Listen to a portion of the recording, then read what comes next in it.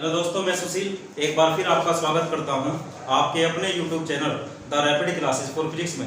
Last video में जानने का प्रयास किया था कि आवेशन की विधियां क्या होती हैं। वहाँ हमने जाना था आवेशन की 3 विधि होती है। आज का जो हमारा टॉपिक है वो ये है कि आवेश के विषय में कुछ महत्वपूर्ण बातें, या यूँ कहूँ कि आवेश के कुछ गुण। यानी हमने ये प्रयोगों द्वारा देखा या हमने ऐसा जांच करा या हमें पढ़ लिखने के बाद इस बात का पता लगा कि आवेश के अंदर कुछ बेसिक प्रॉपर्टीज होती है। जैसे सबसे पहला आवेश के बारे में महत्वपूर्ण बात क्या है? आवेश, मूल आवेश। ये हमको आना चाहिए कि भाई मूल आवेश क्या होता है। दूसरा आवेश के अंदर गुण है आवेश का क्वांटीकरण। आवेश का क्वांटीकरण, आवेश का क्वांटीकरण। तीसरा हमारे पास है आवेश संरक्षण, आवेश संरक्षण। चौथा है आवेश की योज्यता, आवेश की योज्यता। पांचवा है आकर्षण, आकर्षण तथा प्रतिकर्षण का गुण, या आकर्षण तथा प्रतिकर्षण। पहला मूल आवेश, आवेश का क्वांटीकरण, आवेश संरक्षण, आवेश की योज्यता, आकर्षण तथा प्रतिकर्षण। और एक होता है आवेश पर वेग का प्रभाव, आवेश पर वेग का प्रभाव। और साथ लास्ट पॉइंट में हम जानेंगे आवेश के मात्रक क्या होते हैं, आवेश के मात्रक क्या होते हैं। और फिर हम लिखेंगे आवेश की विमा, फिर लिखेंगे आवेश की विमा। इतनी सारी बात अगर हमें आवेश के बारे में पता हो तो हम ये समझ सकते हैं कि आवेश के बारे में हमें कंप्लीट नॉलेज है। यानी हमने कहा आवेश क्या है बता चुके, आवेश कितने प्रकार के होते हैं ये भी लास्ट वीडियो में बात हो चुकी। 2 प्रकार के होते हैं, एक धनावेश, एक ऋणावेश। ये उससे हटकर कुछ बातें हैं जैसे हमें पता होना चाहिए मूल आवेश है क्या, आवेश का क्वांटीकरण किसे कहते हैं, आवेश संरक्षण का नियम क्या है, आवेश की योज्यता से आप क्या समझते हो, आकर्षण प्रतिकर्षण का मैटर क्या है, आवेश पर वेग का क्या प्रभाव पड़ता होगा, और आवेश के मात्रक और विमा क्या होती है। आज हम इस बारे में बात करने वाले हैं। तो आओ शुरू करते हैं एक एक करके। हमारा सबसे पहला टॉपिक है आज का मूल आवेश। यानी हम मूल आवेश किसको कहते हैं? मूल आवेश। देखो सब बच्चे, मूल आवेश क्या होता है? हमने ऐसा जाना था कि जब हम किसी वस्तु को आवेशित करते हैं तो किसी वस्तु को आवेशित करने के दुनिया में केवल 2 रास्ते हैं, या तो उस वस्तु से एक इलेक्ट्रॉन निकाल दो या उस वस्तु में एक इलेक्ट्रॉन डाल दो। अगर तुमने एक इलेक्ट्रॉन वस्तु से निकाल दिया तो सिद्धांत कहते हैं कि उस पर प्लस का ई आवेश आएगा, यानी प्लस का 1.6 गुना 10 की घात -19 कूलम आवेश आएगा। और यदि तुम उसमें एक इलेक्ट्रॉन डाल देते हो तो उस पर आवेश आएगा माइनस के 1.6 गुना 10 की घात -19 कूलम। इस संख्या को हमने ई बोल के रखा था। यानी मैं ये कह सकता हूं कि किसी वस्तु पर आवेश लाने के केवल 2 रास्ते होते हैं। एक रास्ता है कि उसमें से एक इलेक्ट्रॉन निकाल दो, और दूसरा रास्ता है उस पर एक इलेक्ट्रॉन डाल दो। यदि तुम किसी वस्तु में से एक इलेक्ट्रॉन निकाल देते हो तो उस पर आवेश आता है प्लस के ई। अगर तुम उसमें एक इलेक्ट्रॉन डाल देते हो तो उसमें आवेश आता है माइनस के ई। यानी ये कह सकता हूं मैं कि तुम किसी वस्तु पर कम से कम ई आवेश पैदा कर सकते हो, इससे कम आवेश पैदा नहीं कर सकते। क्यों भाई? क्योंकि कम से कम किसी वस्तु से एक इलेक्ट्रॉन निकल सकता है, एक से कम इलेक्ट्रॉन नहीं निकल सकता। जब किसी वस्तु से एक इलेक्ट्रॉन निकलने से इतना आवेश पैदा होता है तो मैं ये कह सकता हूं कि जो ये आवेश पैदा हुआ है ये आवेश की न्यूनतम मात्रा है, न्यूनतम मात्रा। इससे कम मात्रा वस्तु पर पैदा नहीं की जा सकती। तो मूल आवेश क्या हुआ भाई? मूल आवेश होता है किसी वस्तु पर उत्पन्न होने वाली, किसी वस्तु पर उत्पन्न होने वाली आवेश की न्यूनतम मात्रा को, किसी वस्तु पर उत्पन्न होने वाली आवेश की न्यूनतम मात्रा को मूल आवेश कहते हैं। यानी किसी वस्तु पर आवेश की जो सबसे छोटी मात्रा पैदा हो सकती है उसी का नाम है मूल आवेश। यानी इससे कम आवेश पैदा नहीं हो सकता। क्लियरिटी आ गई? आओ इस बात को लिखते हैं। किसी वस्तु पर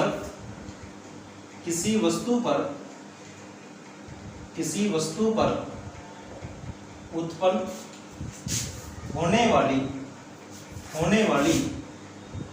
आवेश की न्यूनतम मात्रा को मूल आवेश ई कहते हैं। मूल आवेश ई कहते हैं जिसका मान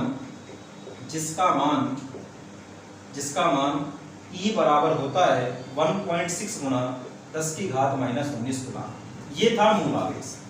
हमने अभी तक क्या जाना कि किसी वस्तु पर मिनिमम कम से कम इतना आवेश पैदा हो सकता है, इससे कम आवेश पैदा नहीं हो सकता। तो इस मिनिमम आवेश को कहते हैं मूल आवेश।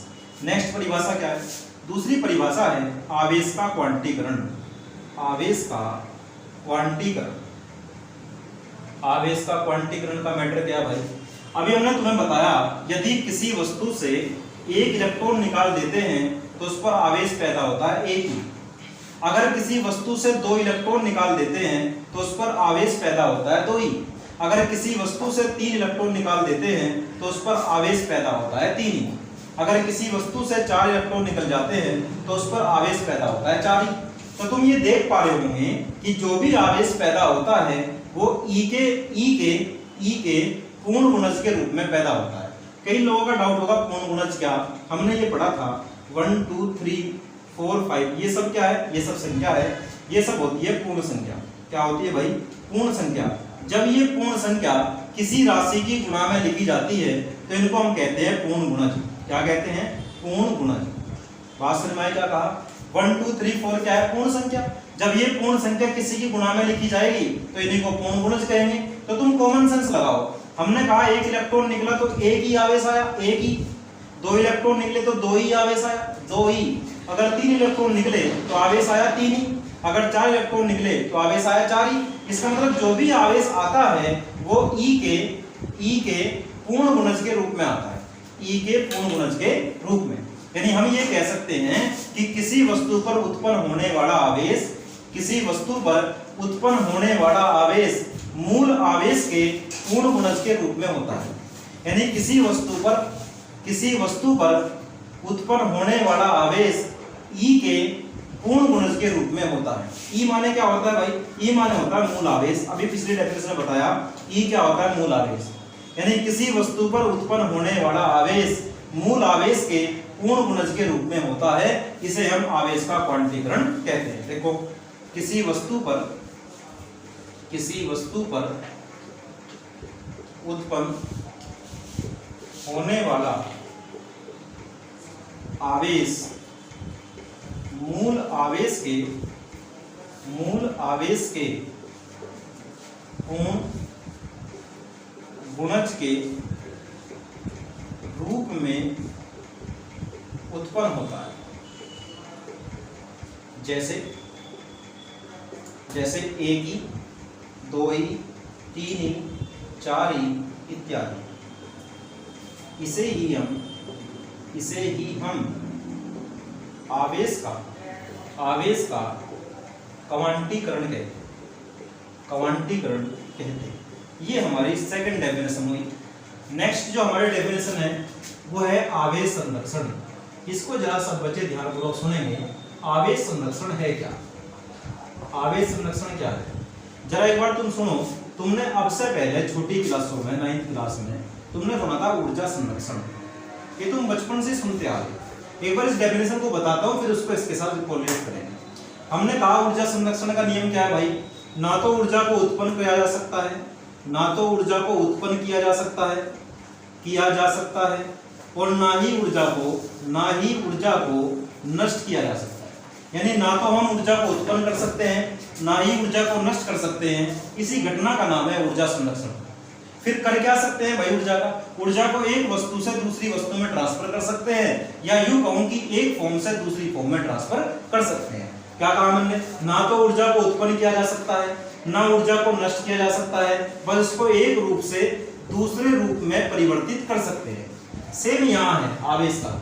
ना तो आवेश को उत्पन्न किया जा सकता है, ना ही आवेश को नष्ट किया जा सकता है, बस को एक वस्तु से दूसरी वस्तु में ट्रांसफर कर सकते हैं। एक वस्तु से दूसरी वस्तु में ट्रांसफर कर सकते हैं। एक बार दोबारा पढ़ रहा हूं। ना तो आवेश को उत्पन्न किया जा सकता है, ना ही आवेश को नष्ट किया जा सकता है, बस उसको एक वस्तु से दूसरी वस्तु में ट्रांसफर कर सकते हैं। इसे बोलते हैं आवेश संरक्षण। लिखते हैं इस बात को। ना तो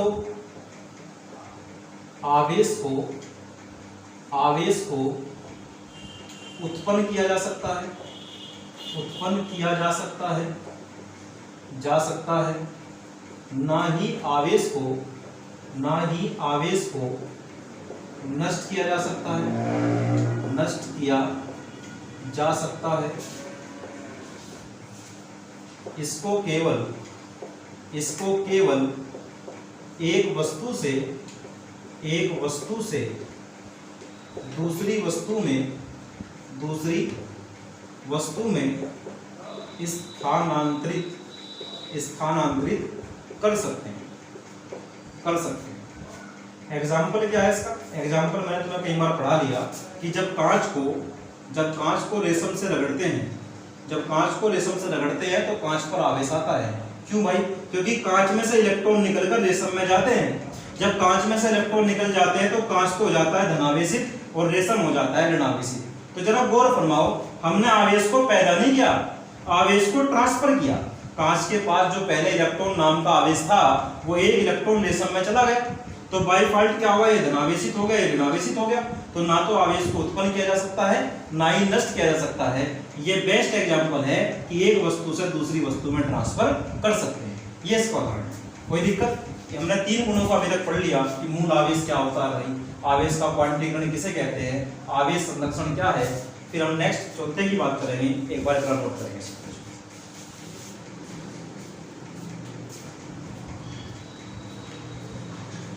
चलिए नेक्स्ट,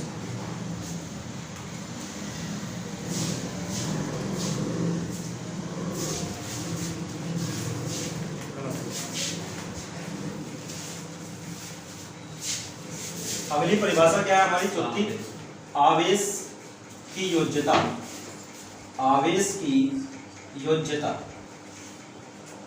आवेश की योज्यता मतलब एडिटिव प्रॉपर्टी ऑफ चार्ज, जुड़ने का गुण। देखो सब बच्चे बोर्ड पे देखें एक बार, हमारे पास एक ऐसा निकाय है जिसमें एक से ज्यादा आवेश है। जैसे मान लो इसमें एक आवेश Q1 है, दूसरा आवेश Q2 है, तीसरा आवेश Q3 है, Q4 है, Q5 है।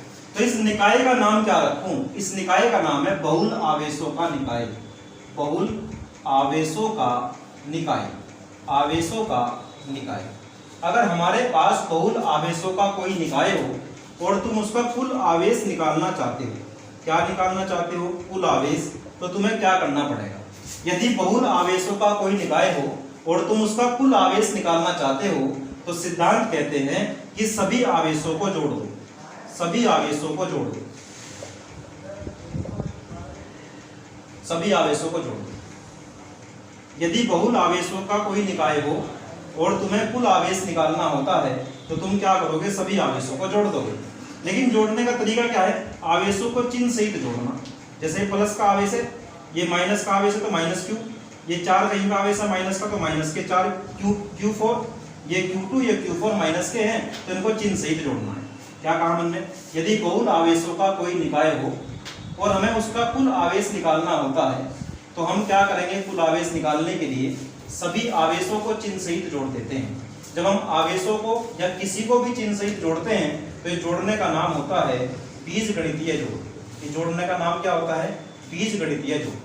तो हमने क्या कहा? बहुल आवेशों के किसी निकाय का कुल आवेश उसके सभी आवेशों के बीजगणितीय जोड़ के बराबर होता है। दोबारा सुनो, बहुल आवेशों के किसी निकाय का कुल आवेश उसके सभी आवेशों के बीजगणितीय जोड़ के बराबर होता है। बहुल आवेशों के किसी निकाय का कुल आवेश उसके सभी आवेशों के बीजगणितीय जोड़ के बराबर होता है। एज सिंपल एज बहुल आवेशों के किसी निकाय का कुल आवेश उसके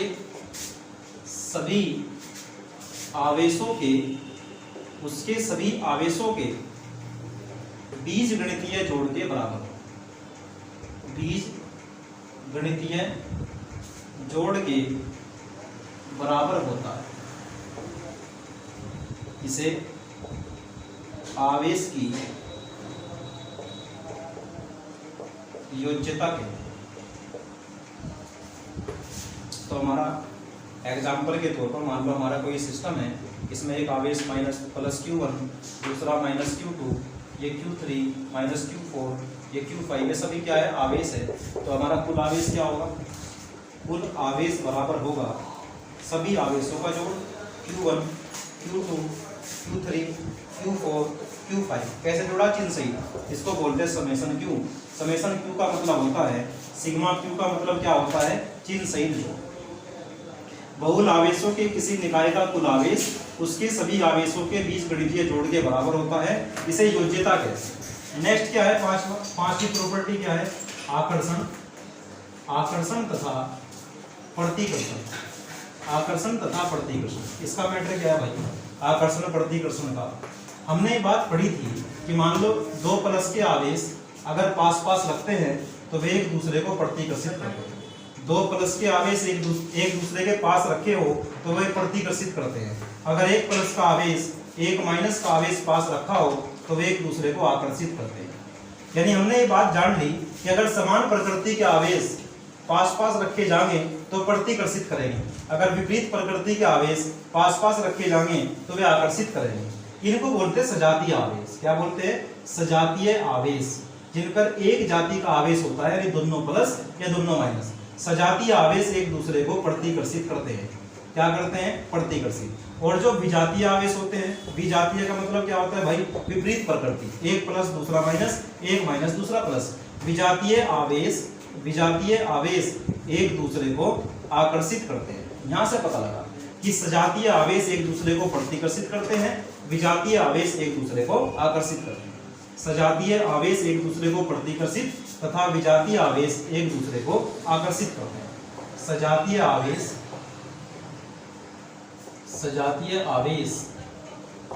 एक दूसरे को प्रतिकर्षित,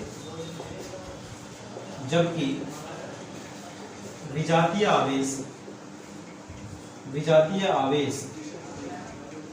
एक दूसरे को आकर्षित करते हैं, जबकि विजातीय आवेश एक दूसरे को आकर्षित करते हैं। यानी प्लस वाले को प्रतिकर्षित करेगा, माइनस वाले को प्रतिकर्षित करेगा, लेकिन प्लस वाला माइनस वाले को आकर्षित करेगा। क्लियरिटी आ गई बात यहाँ तक। हमने अभी तक जान ली चौथी और पांचवी प्रॉपर्टी। इसके बारे में नेक्स्ट के बारे में बात करेंगे, एक बार नोट कर लें।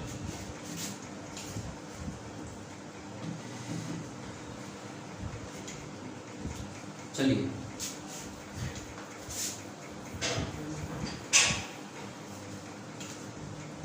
नेक्स्ट आता है आवेश पर वेग का प्रभाव। आवेश पर वेग का कोई प्रभाव नहीं पड़ता है, कोई प्रभाव नहीं पड़ता है। आवेश पर वेग का कोई प्रभाव नहीं पड़ता है, अर्थात गति और विराम दोनों ही स्थिति में आवेश का मान नियत रहता है। आवेश का मान नियत रहता है। ये हमारा नेक्स्ट प्रॉपर्टी, ये हमारी क्या है, नेक्स्ट प्रॉपर्टी। आगे बात करते हैं मात्रकों की। सब बच्चे बोर्ड पे देखें मात्रक का मसला क्या है। क्या कहा हमने, आवेश का मात्रक।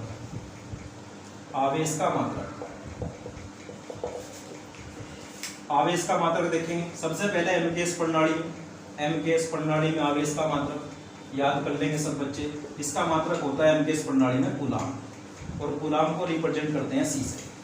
नेक्स्ट होता है सीजीएस प्रणाली में मात्रक। सीजीएस प्रणाली में जो मात्रक होता है इसका, वो होता है स्थिर कूलाम, स्टैटिक कूलाम। नेक्स्ट होता है 1 फैराड। 1 फैराड बराबर होता है 96,500 कूलाम। एक होता है एम्पियर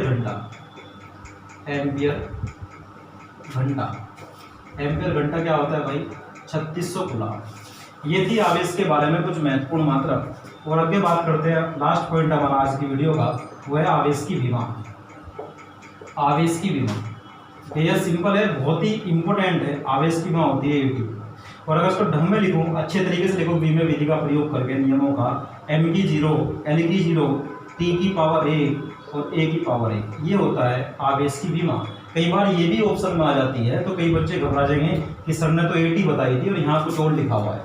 इसलिए आवेश की विमा वैसे एक्चुअल में तो AT होती है, लिखनी पड़ेगी, लेकिन कई बार स्पेशल केस में कंपटीशन में ऐसी भी लिख कर आती है। यहाँ m की पावर 0 नहीं, m नहीं है, ना l है, t है और a है। सीक्वेंस होता है MLT।